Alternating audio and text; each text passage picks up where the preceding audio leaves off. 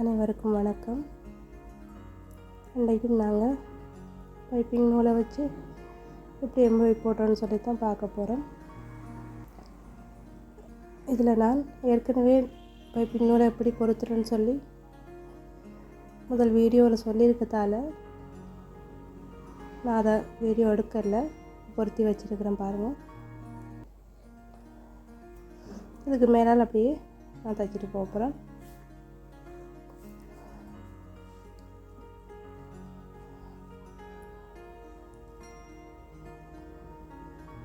அதில் தண்டை தைச்சிட்டு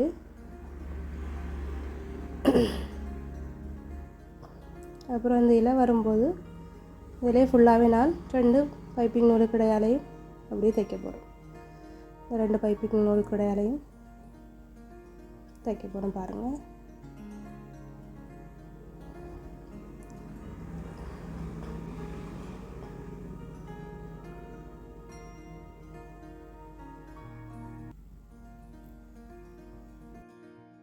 இந்த டிசைன் வந்து சின்ன சின்ன இதழ் வார பூ டிசைனும் சின்ன சின்ன இலைகளும் பண்ணுறதால நான் இந்த முறையில் தைக்கலாம். நம்மளுக்கு முதல் நான் தைச்சி காட்டின வீடியோ வந்து அவுட்லைன் வந்து கொஞ்சம் எடுத்து காட்டுற மாதிரி வரும் அந்த பைப்பிங் நூலுக்கு மேலே தைக்கும்போது. இது வந்து முழுமையாக பூ டிசைன் இலையெல்லாம் கொஞ்சம் பொம்மின மாதிரி இருக்கும்.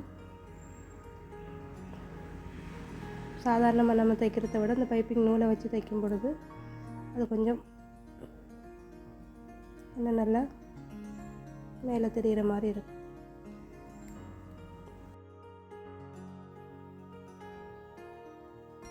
இப்படி தைக்கிற முறையை நாங்கள் என்னது பயன்படுத்தலாமான்னு சொன்னால்,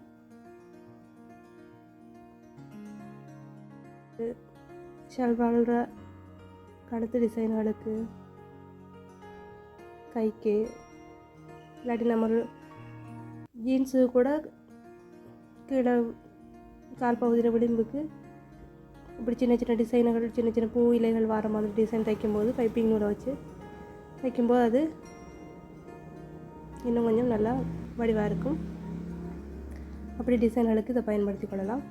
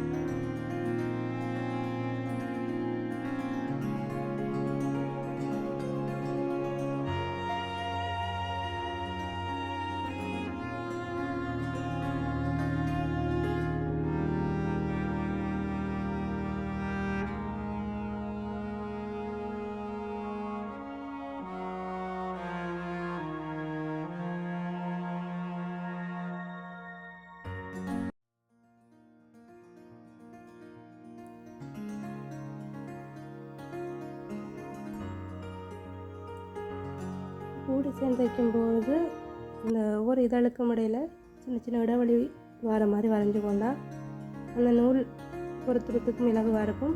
அது தைக்கும் பொழுதும் கொஞ்சம் நம்மளுக்கு லேசாக இருக்கும்.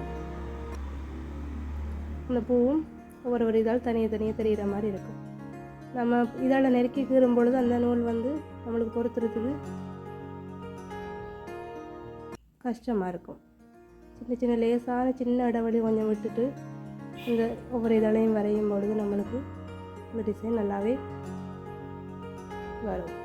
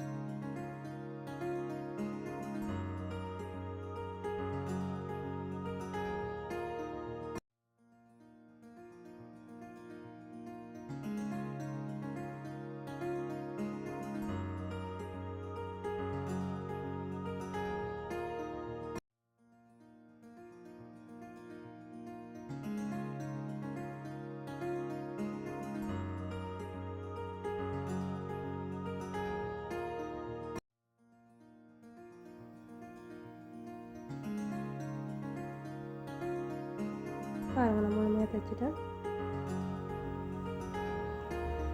இதில் இருக்க வித்தியாசம் உங்களுக்கு விளங்கும்னு நினைக்கிறேன். பைப்பிங் நூலை பயன்படுத்தும் பொழுது நம்மளுக்கு நல்ல நேர்த்தியாக வரைந்திருக்கிற தையல். நீங்கள் இந்த மாதிரி முயற்சி செஞ்சு பாருங்கள். நன்றி.